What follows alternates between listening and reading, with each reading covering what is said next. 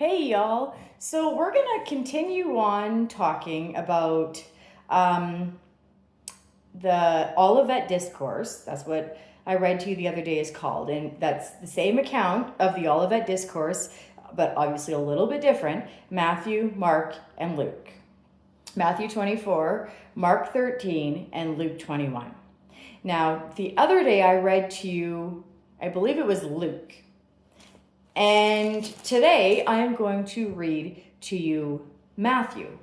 So before we get into discussing anything, let's just go straight there. So Matthew chapter 24. Jesus came out from the temple. He had just been in the temple talking to the Pharisees, something we will discuss. Maybe I will read Matthew 23 soon because it really throws light on this. So I'm going backwards, but I'm going to read that at some point. Now, in Matthew 24, Jesus came out from the temple and was going away when his disciples came up to point out the temple buildings to him. And he said to them, "Do you see all these things? Truly, I say to you, not one stone here will be left upon another, which will not be torn down."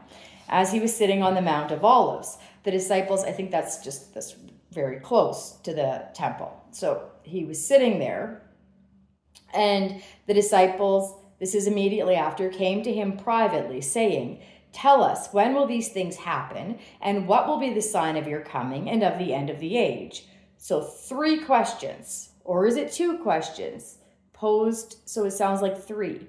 Discussion that we are not having today, but it's an important discussion. So what are these, when will these happen?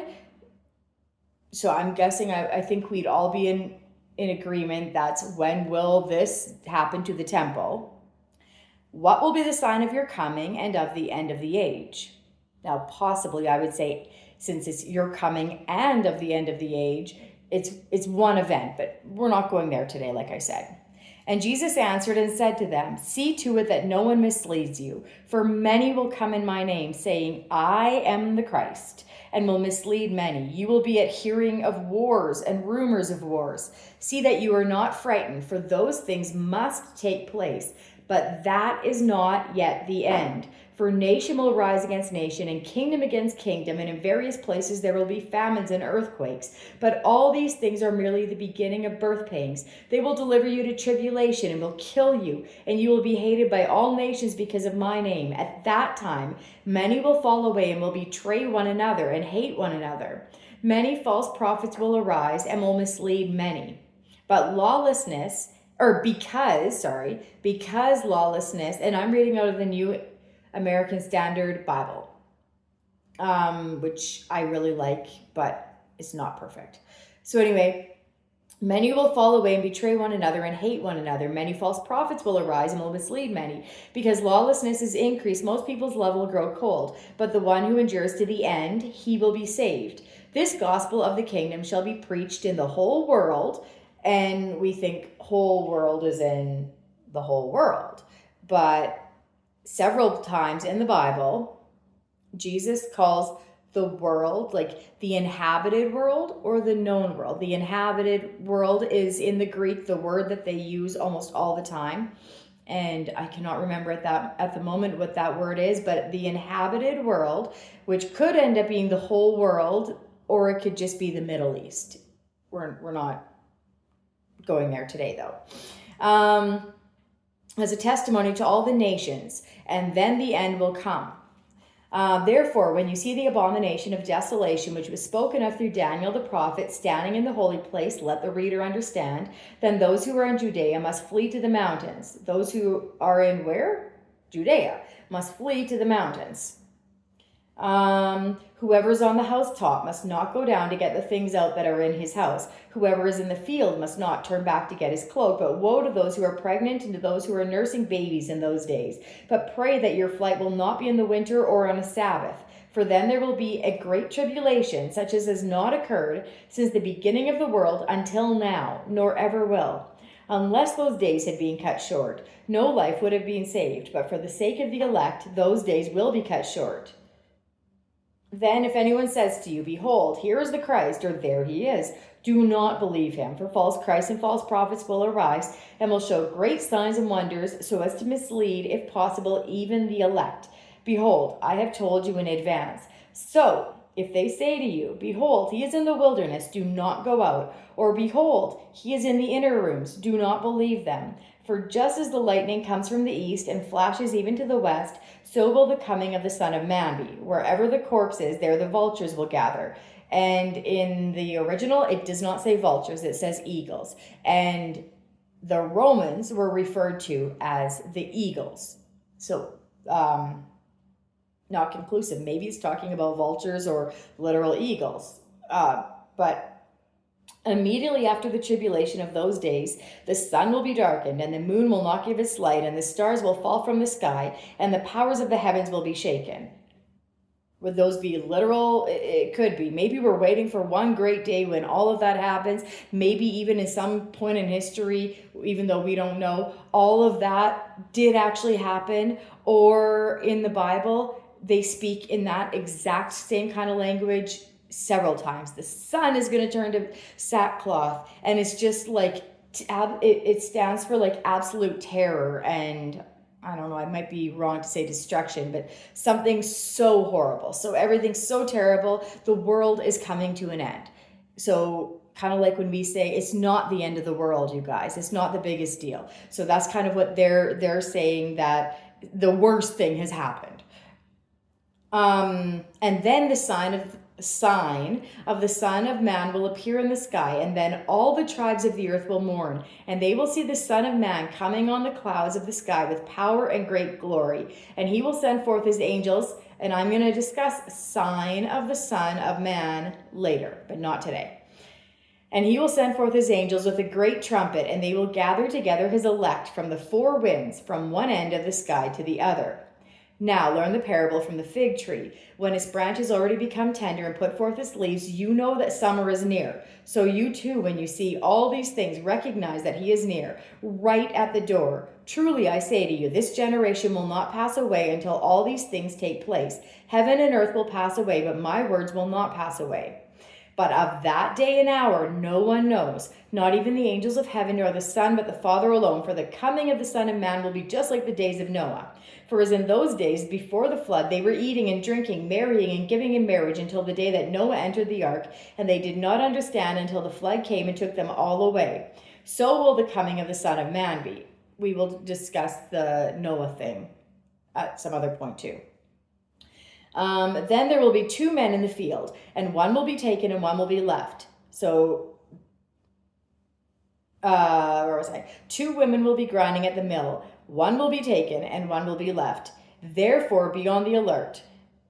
And that is not the full chapter, but Matthew's chapter on the Olivet Discourse is the longest of the three, and I am going to stop there. There is verse 42 still to 50. But I want to focus on two things today. So we talked about the parable. We talked about the parable of the fig tree the other day. So Jesus said, there's going to be these signs. And then he's like, when you see the sign, a fig tree dropping its leaves or growing leaves, whatever, then you see a new season is coming. So I'm giving you signs, and then you'll know something is coming. So see that happening, and you're going to know something is coming. Mark, when he said it, or Luke, I think Mark, when I read it the other day, he said, when you see Jerusalem surrounded by armies, then head to the mountains. So it was like very explicit. With him, it was much more obvious. It was very, very specific. Mark does tend to be more specific, and I think, so he's very specific. You see Jerusalem surrounded by armies, so flee to the mountains. So all these things happening, that's a sign to flee to the mountains. Well, remember, like a sign of the fig tree is a sign, so is that a sign of what you should do. And if you should prepare for summer if you see the fig tree blossoming, and like see a fig tree or any of the trees, all of the trees, as Luke puts it, all of the other trees as well. When you see a fig trees were in Israel. It was a regular occurrence. That's what they saw all the time, fig trees. So you see a fig tree, you know what's happening. Or if you see any tree, guys, you know what's happening.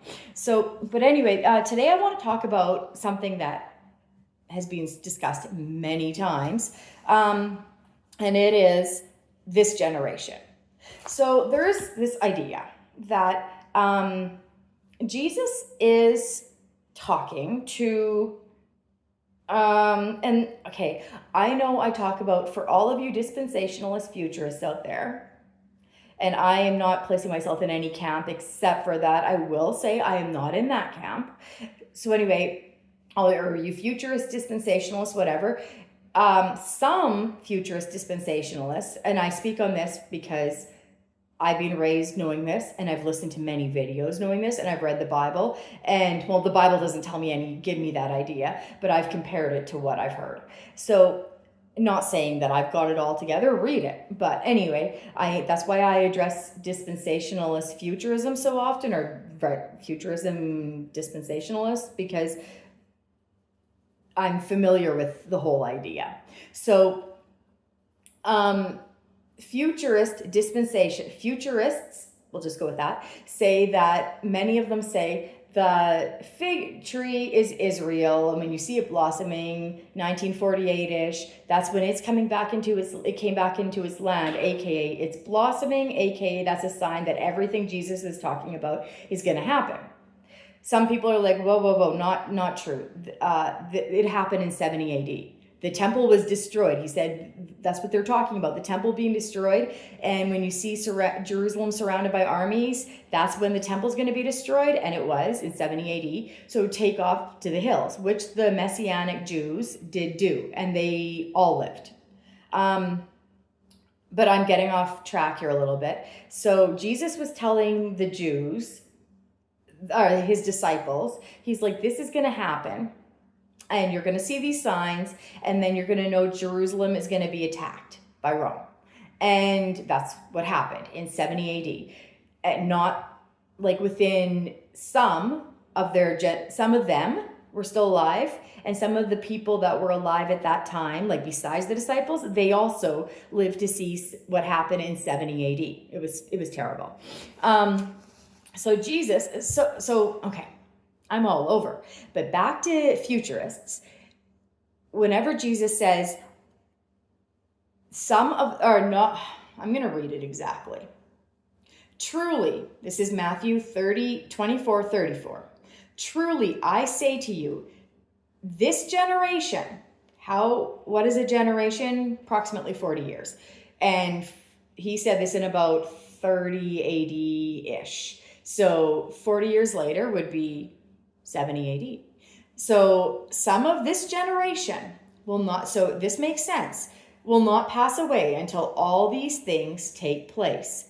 Some of like the people that are in the living generation right now will not pass away until all these things take place. But back to the fig tree and the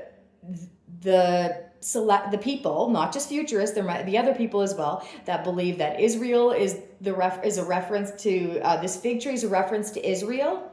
Well, they're like, okay, so Israel's blooming in 1948. So within a generation of 1948, then what Jesus was actually saying is this generation is in like the generation that sees Israel blooming is the generation that will see everything else that he talked about. But this is where one of my favorite things comes into play, studying Greek. I, again, don't know Greek, but I do know it better than some people because I've actually studied a little bit of Greek in relation to some parts of the Bible to see what does the actual Greek say, what did the original say. And in the original, I really searched, like it has, just like in any grammar, singular, nominative, nominative, singular, genitive, and like this belong. When you hear this word, it's indicating that possession. Someone owns this. When you say a certain way something's dative, it means that you're doing something, like, or you're giving someone the ball, or you're talking to them. And there's to a degree, they like you're talking to people, you can tell, but there's an exact word sometimes for talking to people now, or but if you're talking about in the future, it'll be a different word. I shouldn't say to a lesser degree, that's to a large degree. So there's plural, things are a bit different when they're plural words, and singular, future, past, present, nominative, dative, there's tons of genitive, and every single one of the accounts, and I'll read the other two, the parts about this generation in a minute, all of the other accounts and this account, Jesus, he starts the chapter speaking to the disciples that came and asked him the question. When he says, this will happen to you, it then is dative, and it's, the word, upion? That's not it. But anyway, it's one exact word. There's different conjugation, as you know, especially if you know anything about different languages. Not even English is, if you know anything about other languages, you know some stuff about conjugation. So words change a little bit depending on who Jesus is speaking to. The verb does. Well, none of them. Or if you're speaking to future generations, or if you're speaking to a present generation, or if you're speaking to one person, or if you're speaking to three people, then the word, let's say a verb, will change just a little tiny bit. But Matthew, Mark, and Luke all begin the chapter with the disciples asking him, and he says, this is what's going to happen to you, or this is what you will see. It's all the exact same word. It's all conjugated the same, like to you. Then later on, when he says, this generation will not pass away until you see all of these things happening. The you see at the beginning, the you see at the end, they're all the same word. For like this present, plural, because he's speaking to more than one of the disciples, this present plural friend group right here, he's like, I'm speaking to you. I've been speaking to you throughout the whole chapter. And now I'm saying this generation won't pass away until you see, like you guys and this generation, not a future generation, but this generation, you will see all of this happening. And that leads to something that, if I have time, because I realize now I'm taking a long time, I will speak a little bit about in a minute, which is where I proved myself wrong about something, because people do that. And it's really nice when you can admit that you were wrong. So I'm going to read Mark's account of after Jesus says all of this about when Jesus says, here's all this is going to happen and about this generation. So I'm going to read that. Mark chapter 13. So he says, when you see all this happening, signs of wars and everything, flee to the hills. Sucks if you're pregnant or nursing, and when you're fleeing to the hills, hope that you're not doing that. He says there's going to be an abomination of desolation, which we aren't talking about today, unless the Lord hears the tribulation. After the tribulation, he uses the stars falling out of the sky thing again, that great big apocalyptic language. And then you're going to see the Son of Man. And then here's the fig tree parable. And then truly, this is verse 30, I say to you, same word at the beginning of the chapter when he's talking to the disciples as the word now. I say to you that this, I went and lost my place. This generation will not pass away. And the word for generation there, it doesn't terribly matter because it's the same for for any generation that's lived, but the word for generation is Genea. So anyway, this Genea will not pass away until all these things take place. So this generation won't pass away until all these things take place. So if this generation is still going to be alive, then all of those things that Jesus has been talking about to take place, how would they happen 2,000 years in the future? And some historicists, all historicists, as far as I know, and all futurists, because that's what futurism is believing everything happens like thousands of years after Jesus speaks here. And some of pretty much, and everybody, there's in every camp all over the place, some of them will say that this is all about something in, let's say, 2030. That's what they're going to say. Someone in any camp is going to say that that's what they believe.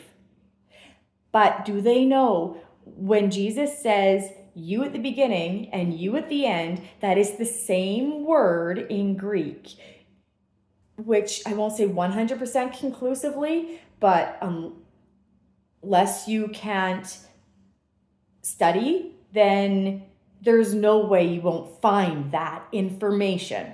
So this generation will not pass away until you see all of those things happening. You see chapter 21 of Luke. And Luke is,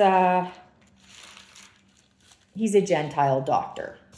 So after Jesus has said all about don't be misled and everything, the return of Christ, there will be signs in the sun and moon. So it doesn't say in this version, it doesn't say after this tribulation there will be signs in the sun and moon. It just says that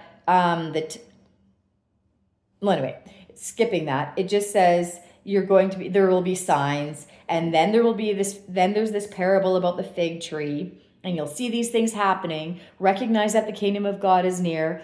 Verse 32. So Luke 21:32. Truly I say to you, this generation, this Genea, and this word this applies to this, not that, like not something that will come, but this generation will not pass away until all these things take place.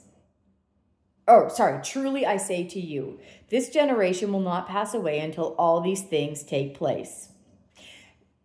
Now, I don't think, since I like belaboring things, I'm just going to talk about this. The second part of what I was thinking about talking about tonight is about the word but, just so we all know. It's about the word but, which sounds odd, like B-U-T, not B-U-T-T. But I'm not going to talk about it because I'm not dragging this out some more. And I don't need to give any more conclusions, not saying that it's just self-evident that everything I've said is absolutely 100% correct. That's not what I'm saying, but I'm pretty sure I've spoken enough and given you an idea of what I mean in the past 23 minutes that you smart people know what I'm concluding. Have a really good night and don't check your brains out at the door.